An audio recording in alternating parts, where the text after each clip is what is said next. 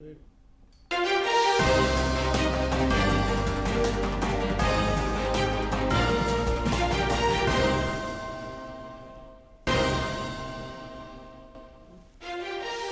Korea के राष्ट्रपति का दिल्ली में रस्मी स्वागत। राष्ट्रपति द्रौपदी मुर्मू और प्रधानमंत्री नरेंद्र मोदी रहे मौजूद। द्विपक्षीय वार्ता में सहयोग, साझेदारी पर बातचीत।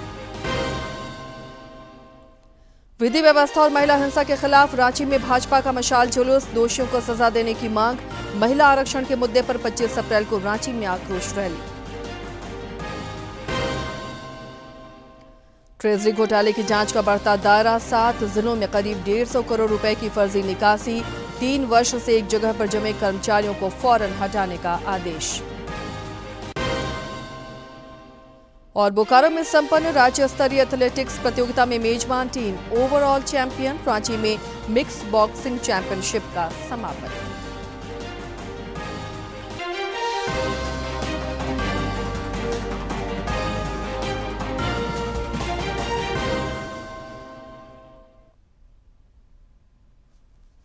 नमस्कार, खबरें झारखंड में आपका स्वागत है। मैं हूं आसिया नाजली और अब समाचारों पर नजर डालते हैं विस्तार से। दक्षिण कोरिया के राष्ट्रपति ली जे म्यूंग भारत की 3 दिवसीय यात्रा पर हैं। राष्ट्रपति भवन में आज उनका औपचारिक स्वागत हुआ। इस मौके पर राष्ट्रपति द्रौपदी मुर्मू और प्रधानमंत्री नरेंद्र मोदी मौजूद रहे। श्री मोदी और दक्षिण कोरिया के राष्ट्रपति के बीच हैदराबाद हाउस में द्विपक्षीय वार्ता भी हुई, जिसमें सहयोग और साझेदारी पर बल दिया गया। राष्ट्रपति ली की ये पहली भारत यात्रा है। कल वे भारत दौरे पर नई दिल्ली पहुंचे थे।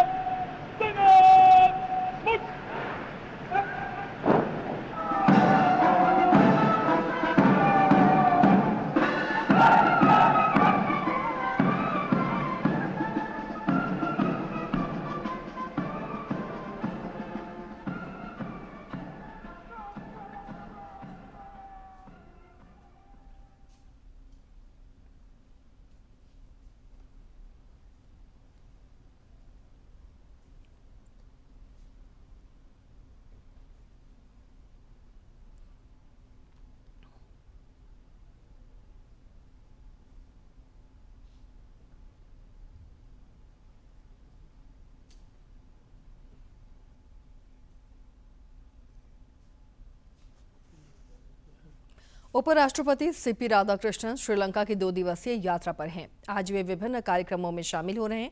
कल उन्होंने सहयोग को लेकर वहां के राष्ट्रपति और प्रधानमंत्री से मुलाकात कर बातचीत की। नेताओं ने साझा इतिहास और सांस्कृतिक मूल्यों पर आधारित बहुआयामी भारत श्रीलंका संबंधों को और भी प्रगाढ़ करने के बारे में चर्चा की। राधाकृष्णन ने पड़ोसी प्रथम नीति की दिशा में भारत की प्रतिबद्धता दोहराई।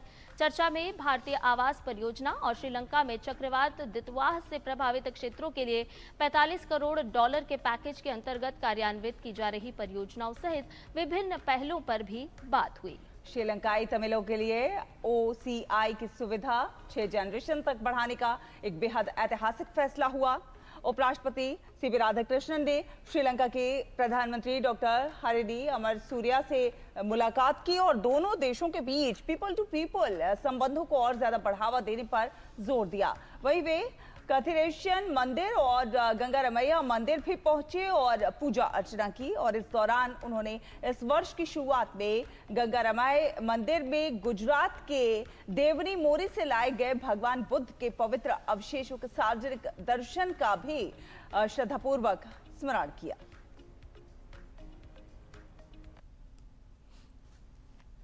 पड़ोसी राज्य पश्चिम बंगाल में चुनाव प्रचार चरम पर है। प्रधानमंत्री नरेंद्र मोदी ने कल चुनावी व्यस्तताओं के बीच झारग्राम में झालमुड़ी का स्वाद चखा।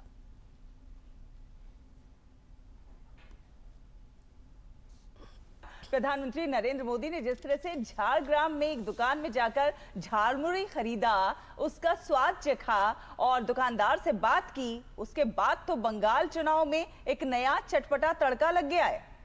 झालमुड़ी बंगाल का एक ऐसा स्नैक है जिसके बिना बंगाली खाने की प्लेट अधूरी मानी जाती है। मुरमुरे में मिर्च, नमक और प्याज समेत सरसों के तेल का ये मिक्सचर अब चुनाव में एक दिलचस्प फैक्टर भी बनकर उभरा है।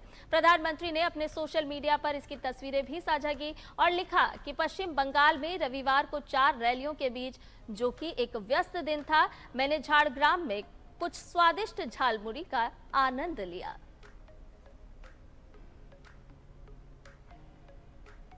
तो काफी चर्चाओं में है प्रधानमंत्री का झालमुड़ी का स्वाद चखना। और पश्चिम बंगाल की सियासत अगर हम देखें तो इस मिर्च मसाले के साथ चुनावी राजनीति को और भी धार देती हुई नजर आ रही है। वहीं झारग्राम में झालमुड़ी मूव कर रही है। बंगाल में प्रधानमंत्री का अनोखा अंदाज देखने को मिला।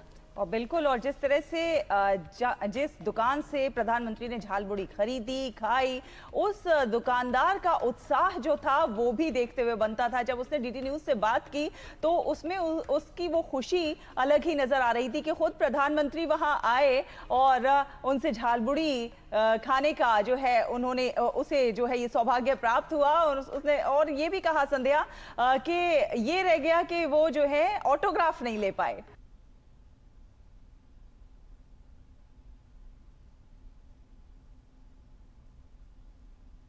रक्षा राज्य मंत्री संजय सेठ ने चंडीगढ़ स्थित पश्चिमी कमान सैन्य मुख्यालय का कल दौरा किया। इस दौरान उन्होंने जवानों से संवाद कर उनका हौसला बढ़ाया। श्री सेठ ने पश्चिमी कमान की गौरवशाली परंपरा और देश की सीमाओं की सुरक्षा में महत्वपूर्ण भूमिका की प्रशंसा की। रक्षा राज्य मंत्री ने इससे जुड़ा एक वीडियो भी सोशल मीडिया पर साझा किया है।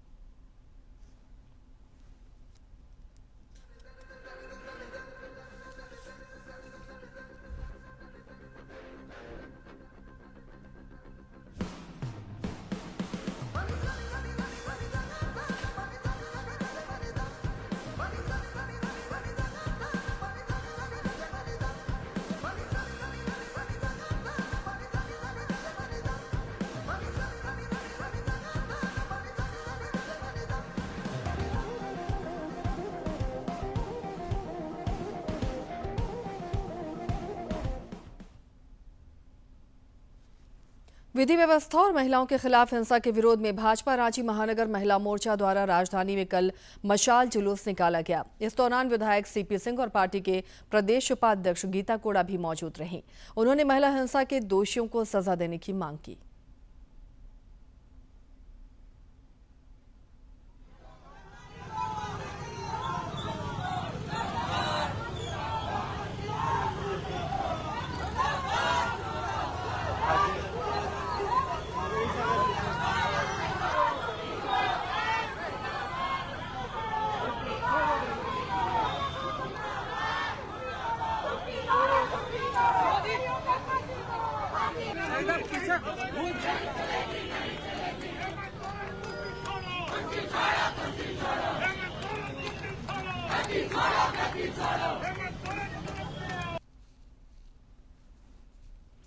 महिला आरक्षण के मुद्दे पर प्रदेश भाजपा ने रांची में 25 अप्रैल को रैली आयोजित करने का फैसला किया है। इसमें रामगढ़, खूंटी और लोहरदगा के नेता और कार्यकर्ता भी शामिल होंगे।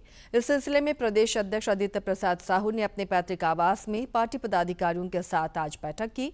श्री साहू कल रामगढ़ के बरकाकाना में अंबेडकर जयंती के सिलसिले में आयोजित समारोह में शामिल हुए। इस दौरान उन्होंने बाबा साहेब के योगदान को रेखांकित किया। मौके पर विधायक रोशन लाल चौधरी, भाजपा जिलाध्यक्ष संजीव बावला समेत अन्य नेता मौजूद रहे। वित्त मंत्री राधाकृष्ण किशोर ने राज्य के सभी क्षेत्रों के समावेशी विकास पर जोर दिया है। उन्होंने पलामू के छतरपुर प्रखंड में सड़क निर्माण कार्य का कल शिलान्यास किया। श्री किशोर ने बताया कि लगभग 3 करोड़ 80 लाख रुपए की लागत से बनने वाले इस सड़क के निर्माण से क्षेत्र में विकास को नई दिशा मिलेगी और लोगों को आवागमन में सुविधा होगी। ट्रेजरी घोटाला की जांच का दायरा अब लगातार बढ़ता जा रहा है। अब तक 7 जिलों में लगभग 150 करोड़ फर्जी निकासी का मामला उजागर हुआ है। इस घोटाले में ट्रेजरी, सब ट्रेजरी, पेंशन, लेखा कार्यालय और स्टेट ऑडिट में तैनात कर्मचारियों की भूमिका जांच में संदिग्ध पाई गई है। वित्त विभाग ने 3 वर्ष से एक ही जगह में जमे कर्मचारियों को फौरन हटाने का भी निर्देश दिया है। वैश्विक संकट के बावजूद भारत में ईंधन आपूर्ति सुचारू तरीके से हो रही है।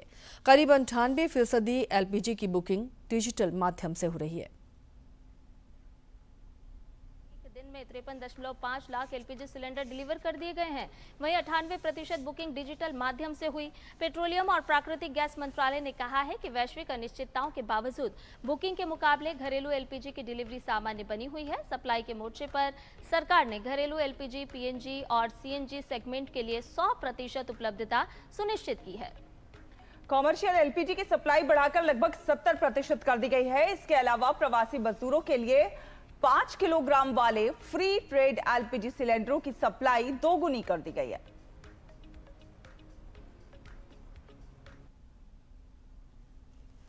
जमशेदपुर में अपराधियों के खिलाफ पुलिस लगातार कार्रवाई कर रही है। उलीडी थाना क्षेत्र से पुलिस ने छापेमारी कर एक अपराधी को गिरफ्तार किया है। पटमदा के पुलिस उपाधीक्षक बचनदेव कुजूर ने बताया कि अपराधी के पास से देसी कट्टा बरामद किया गया है।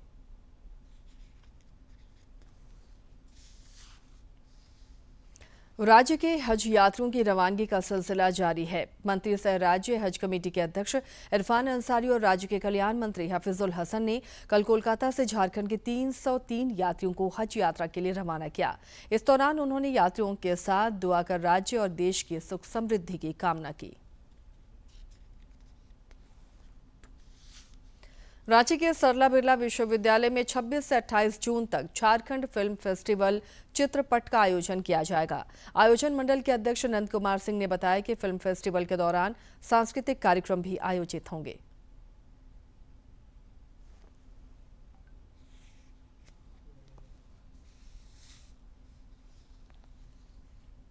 फिल्म का प्रदर्शन का ही है, लेकिन उसमें कुछ कल्चरल कार्यक्रम जो हमारे स्कूल कॉलेज के बच्चे हैं वही लोग करेंगे। उन्हीं के लोग के द्वारा हमने कोई इसको बहुत तामझाम की तरह हम लोग नहीं कर रहे हैं कि मतलब जो और फेस्टिवल होता है बॉलीवुड से लोग आए या कहीं और से लोग आए, इस तरह का आयोजन हमारा नहीं है। हम उस तरह की बात नहीं कर रहे हैं। हम तो बस तलाश कर रहे हैं कि हमारे समाज में कौन सा ऐसा लड़का है, बच्चा है, बच्ची है जो फिल्में बना सकता है और समाज को दिशा दे सकता है अपनी फिल्मों के माध्यम से। सार्थक फिल्म निर्माण करने वाले और समाज को दिशा देने वाले ऐसे बच्चों की हम तलाश कर रहे हैं। कुपोषण के खिलाफ देश की जंग जारी है। इस सिलसिले में पोषण पखवाड़ा भी मनाया जा रहा है। बच्चों के बेहतर भविष्य की नींव उनके सही पोषण, शिक्षा और स्वास्थ्य पर टिकी होती है। पाकुड़ जिले में समाज कल्याण विभाग द्वारा संचालित पोषण पखवाड़ा अभियान इसी उद्देश्य को धरातल पर उतार रहा है। पाकुड़ जिले की ग्रामीण बस्तियों से लेकर शहरी इलाकों तक आंगनबाड़ी केंद्र इन दिनों खुशियों और स्वास्थ्य की पाठशाला बना हुआ है। समाज कल्याण विभाग द्वारा मिशन पोषण 2.0 के प्रभावी क्रियान्वयन से जिले के 1251 केंद्रों पर सामुदायिक भागीदारी बढ़ी है, जहां नौनिहाल बड़े उत्साह के साथ गतिविधियों में हिस्सा ले रहे हैं। हम लोग को जो सब्जी के बारे में भी मतलब क्या क्या खाने से फायदा मिलता है वही सब के लिए बताते हैं। अभियान के दौरान 0 से 3 वर्ष के बच्चों के प्रारंभिक मस्तिष्क विकास पर विशेष ध्यान दिया जा रहा है।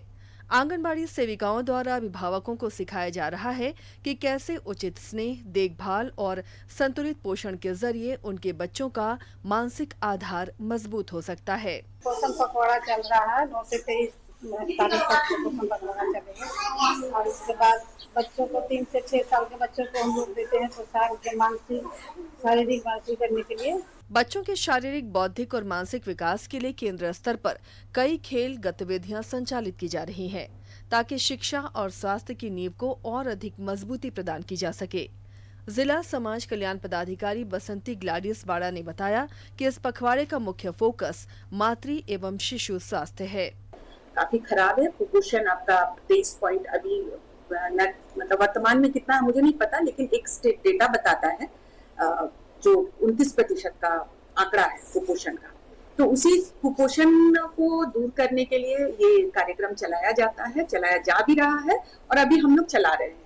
कुल 1251 आंगनबाड़ी सेंटर है जिसमें अभी ये गतिविधि चलाई जा रही है। पाकुड़ में चल रहा यह पोषण पखवाड़ा केवल एक सरकारी कार्यक्रम नहीं, बल्कि स्वस्थ और सशक्त झारखंड की ओर बढ़ता एक मजबूत कदम है। उम्मीद है कि समाज कल्याण विभाग का यह प्रयास पाकुड़ के हर घर तक पोषण का संदेश पहुंचाने में सफल होगा। पाकुड़ से राम प्रसाद की रिपोर्ट।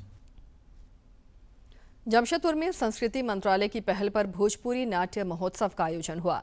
कल दूसरे और आखिरी दिन 3 नाटकों का मंचन हुआ।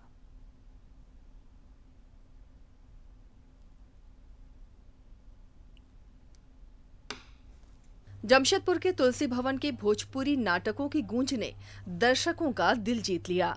महोत्सव के दूसरे दिन की शुरुआत ब्रह्मेश्वर नाथ तिवारी के नाटक शनि के 7:30 से हुई। इस हास्य व्यंग्य नाटक के माध्यम से कलाकारों ने समाज की जड़ों में समाये अंधविश्वास पर जबरदस्त चोट की है।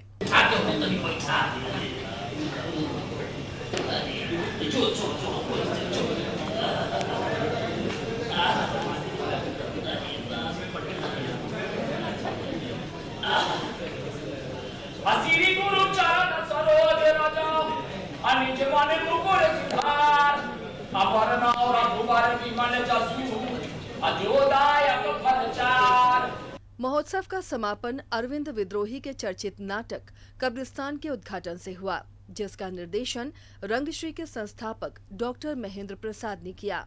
यह नाटक उन राजनेताओं पर एक तीखा व्यंग रहा जो सत्ता में बने रहने के लिए मतदाताओं को झूठे वायदों और नारों के जाल में फंसाते हैं। मैं उनके कुछ कार्यों का मैं सराहना करता हूँ। मुझे लगता है कि वो निश्चित रूप से एक माइलस्टोन जमशेदपुर के लिए उन्होंने खींचा है।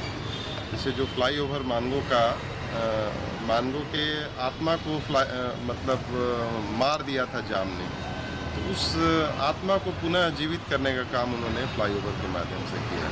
महोत्सव के सफल आयोजन पर रंगश्री के अध्यक्ष डॉक्टर महेंद्र प्रसाद ने संस्कृति मंत्रालय और जमशेदपुर के दर्शकों के प्रति आभार प्रकट किया।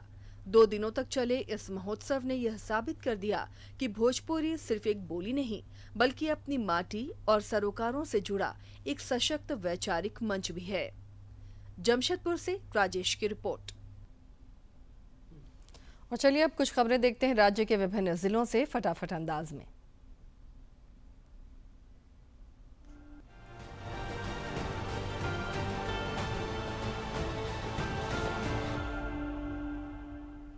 देवघर के वैद्यनाथ धाम में आज झारखंड विधानसभा अध्यक्ष रविंद्रनाथ महतो ने पूरे विधि विधान के साथ भगवान शिव की पूजा अर्चना की।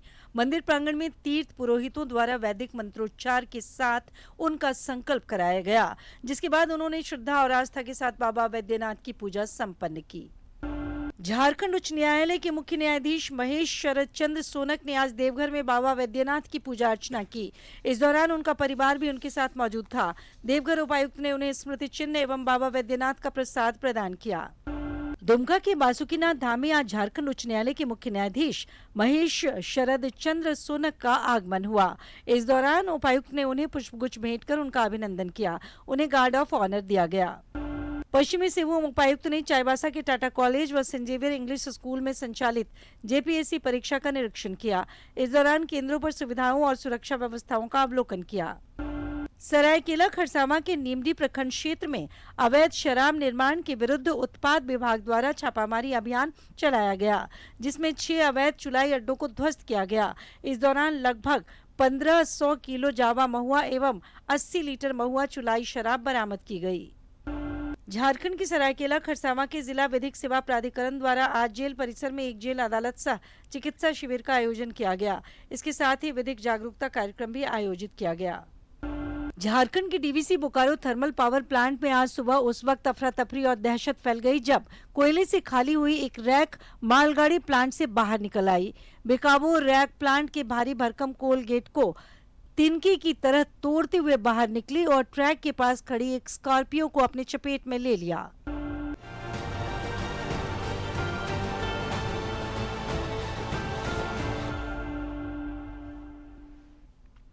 प्रधानमंत्री नरेंद्र मोदी 26 अप्रैल को सुबह 11 बजे आकाशवाणी पर मन की बात कार्यक्रम में देश विदेश के लोगों के साथ अपने विचार साझा करेंगे। इस कार्यक्रम के लिए आम लोग अपने विचार और सुझाव टोल फ्री नंबर 1800-117800 पर भेज सकते हैं। बोकारो में 2 दिवसीय राज्य स्तरीय एथलेटिक्स प्रतियोगिता कल संपन्न हो गई। मेजबान बोकारो की टीम 68 अंकों के साथ ओवरऑल चैंपियन बनी, जबकि रांची की टीम 47 अंकों के साथ उपविजेता बनी। समापन समारोह के दौरान विजेताओं को मेडल और ट्रॉफी देकर पुरस्कृत किया गया। चंदन कियारी स्पोर्ट्स कॉम्प्लेक्स में आयोजित इस प्रतियोगिता में राज्य के 24 जिलों के करीब 240 एथलीटों ने दम दिखाया। इधर रांची में मिक्स बॉक्सिंग चैंपियनशिप का भी कल समापन हो गया। इस प्रतियोगिता में विभिन्न जिलों के लगभग 250 खिलाड़ियों ने बॉक्सिंग में अपने दम दिखाए। समापन समारोह के दौरान पूर्व खेल मंत्री पंधु तिर्की मौजूद रहे। उन्होंने प्रतिभागियों को पुरस्कृत कर उत्साह बढ़ाया। मौके पर कई गणमान्य लोग मौजूद रहे। और चलिए अब देख लेते हैं खेल जगत की महत्वपूर्ण खबरों को फटाफट अंदाज में। आईपीएल में आज गुजरात टाइटंस का सामना मुंबई इंडियंस से होगा। गुजरात टाइटंस अंक तालिका में 6ठे स्थान पर है, तो वहीं मुंबई की टीम आखिरी स्थान पर। आईपीएल में कल कोलकाता नाइट राइडर्स ने इस सीजन की अपनी पहली जीत दर्ज की। राजस्थान रॉयल्स द्वारा 156 रन के लक्ष्य को कोलकाता नाइट राइडर्स ने 6 विकेट खोकर हासिल कर लिया। इंडियन प्रीमियर लीग में कल पंजाब किंग्स का जीत का सिलसिला जारी है। पंजाब ने लखनऊ सुपर जायंट्स को 54 रन से हरा दिया। जवाब में लखनऊ सुपर जायंट्स 20 ओवर में 5 विकेट पर 200 रन ही बना सकी। दक्षिण अफ्रीका महिला क्रिकेट टीम ने भारतीय टीम को सीरीज के दूसरे टी20 में 8 विकेट से हरा दिया। भारतीय टीम ने पहले बल्लेबाजी करते हुए 147 रन बनाए। जवाब में अफ्रीकी टीम ने सिर्फ 2 विकेट गंवाकर लक्ष्य हासिल कर लिया। फ्रांस के आर्थर फेल्स ने बार्सिलोना ओपन का खिताब अपने नाम कर लिया है। फेल्स ने फाइनल में रूस के आंद्रे रूब्लेव को हराया और ये 2024 के बाद से फेल्स का पहला खिताब। बेन शेल्टन ने बावेरियन इंटरनेशनल टेनिस चैंपियनशिप का खिताब अपने नाम कर लिया है। बेन शेल्टन ने फाइनल में इटली के फ्लावियो कोबोली को हराया। ये उनके करियर का 5वां और क्ले पर दूसरा टूर लेवल खिताब है। अमेरिकी अंतरिक्ष एजेंसी नासा ने दुनिया का रात्रिकालीन मैप जारी किया है। खास बात यह है कि उत्तर प्रदेश और बिहार इस मैप में पृथ्वी के सबसे रोशन जगह नजर आ रहे हैं।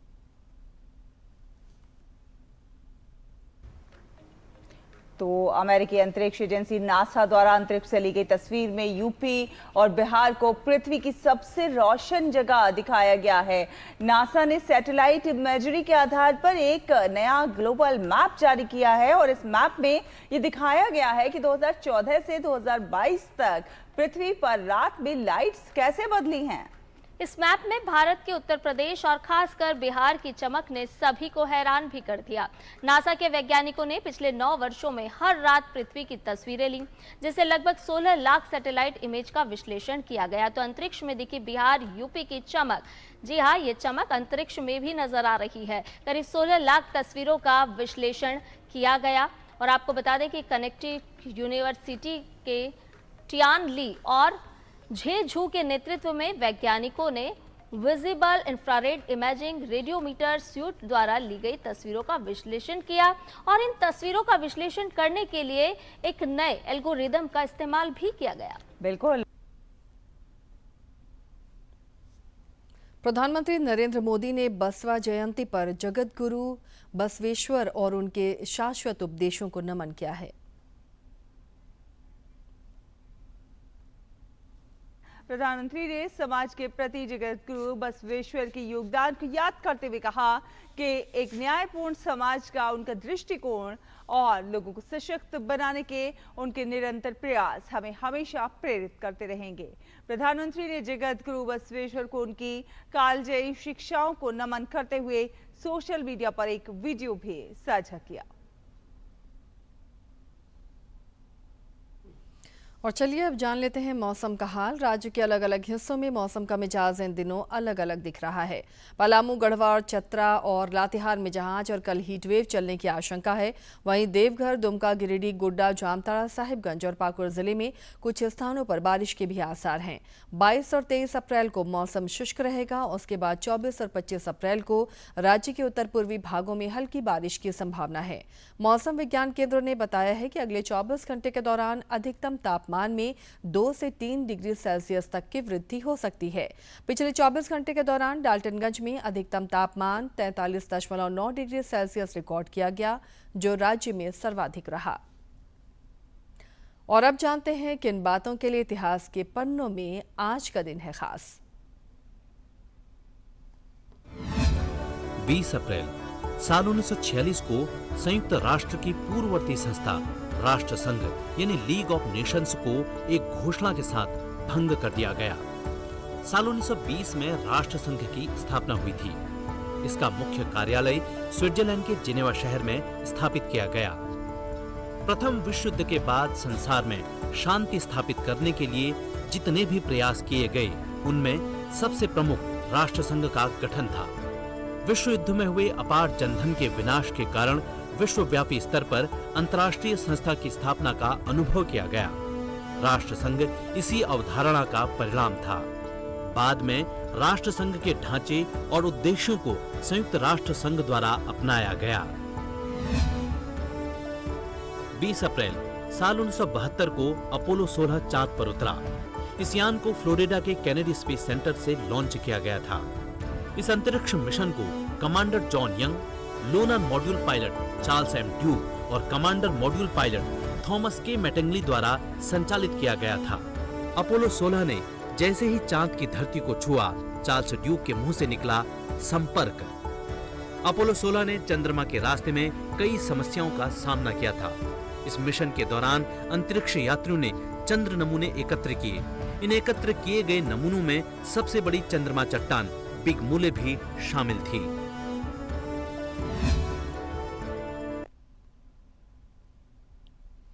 योग में हर शारीरिक विकार और समस्या का समाधान है। श्वसन एलर्जी आज के समय में एक आम समस्या बनती जा रही है। इस वीडियो में जानिए एलर्जी से राहत पाने के लिए आसान योग, सही खान-पान और लाइफस्टाइल टिप्स।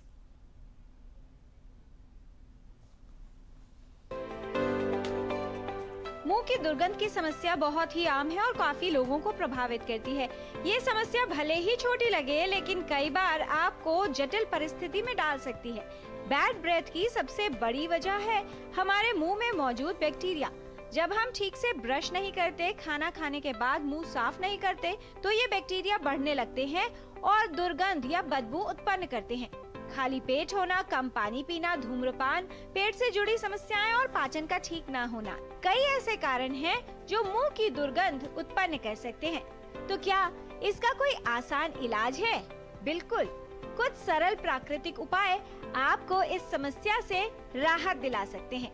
आज 2 ऐसे अभ्यास हम सीखेंगे जो हमारी बैड ब्रेथ की प्रॉब्लम में बहुत बहुत लाभकारी हैं। सबसे पहला अभ्यास हम लेंगे सिंह गति का अभ्यास। सिंह गति यथा नाम तथा गुणा, मूवमेंट है, गर्जना करनी है हमें सिंह जैसी, और सिंह नाम है तो उससे आप समझ ही गए होंगे कि सिंह जैसी स्थिति हम ले लेते हैं। तो हम इस प्रकार से वज्रासन में बैठेंगे और वज्रासन में बैठने के बाद दोनों घुटनों के बीच में गैप दे दीजिए। हाथों की स्थिति ऐसी हो जाए कि उंगलियां हमारी तरफ रहेंगी और सीना ऊंचा रहेगा, कमर दबी हुई रहेगी, आंखों को शांभवी मुद्रा में ले आएंगे, यानी रोल कर लेंगे ऊपर इस स्थिति में। जीभ को जितना यथासंभव बाहर निकालना है और पेट से आवाज आएगी जो गले को टच करती हुई बाहर निकलेगी। इसके साथ ही इस बुलेटिन में फिलहाल इतना ही, लेकिन चलते चलते एक बार फिर से नजर डाल लेते हैं अब तक की सुर्खियों पर।